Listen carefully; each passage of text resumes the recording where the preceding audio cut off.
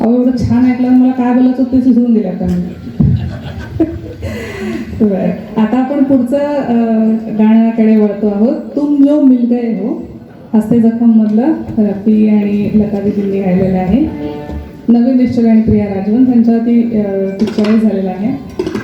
हे गाणं म्हणजे ना आपलं भारतीय संगीत आणि पाश्चात्य संगीत ह्याचा एक उत्तम मिलाप आहे. सुरुवात एकदम संथ लयीत होते, मग म्युझिक फास्ट होतं, त्याच्यानंतर परत कळवायला थोडं हळूवार होतं, मग परत फास्ट म्युझिक येतं, ते एकदम पीकवरती येतं आणि मग परत त्याला कट मिळतो.